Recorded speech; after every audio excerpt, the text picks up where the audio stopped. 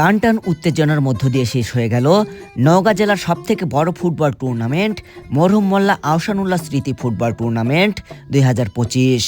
এই টুর্নামেন্টটি ছিল হাজারো মানুষের উন্মাদনায় রঙিন এক ফুটবল উৎসব।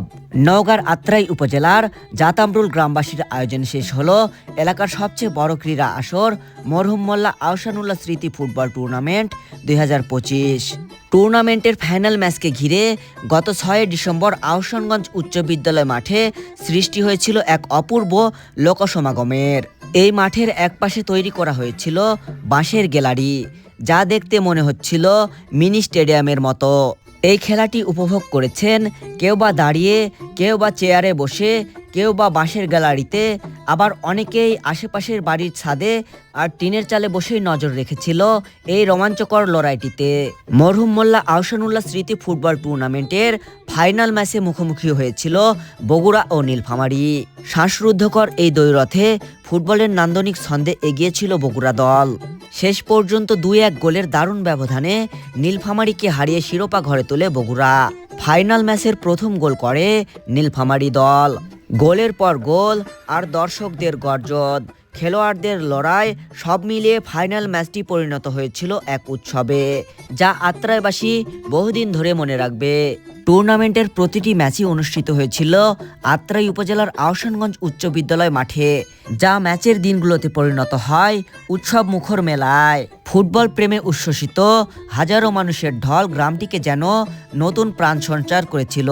প্রবীণ থেকে তরুণ, নারী থেকে পুরুষ, সবাই মেতে উঠেছিল ফুটবল আনন্দে। ম্যাচের দিনগুলোতে সকলের মনে অন্যরকম এক ভালো লাগা কাজ করেছে। প্রত্যেকটি ম্যাচে ধারাভাষ্যকার হিসেবে ছিলেন উত্তরবঙ্গের জনপ্রিয় কণ্ঠস্বর খোরশেদ রায়হান।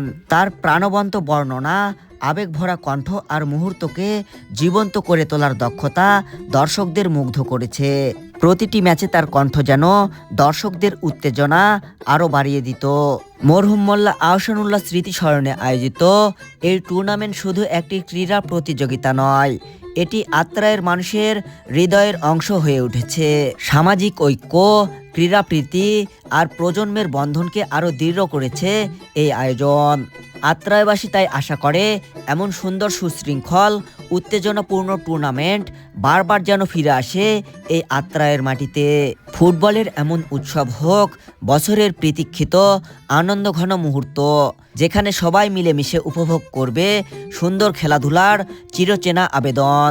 মরহুম মোল্লা আহসানুল্লাহ স্মৃতি ফুটবল টুর্নামেন্টটি আপনাদের কাছে কেমন লেগেছে তা অবশ্যই আপনাদের কমেন্টের মাধ্যমে আমাদেরকে জানাতে পারেন।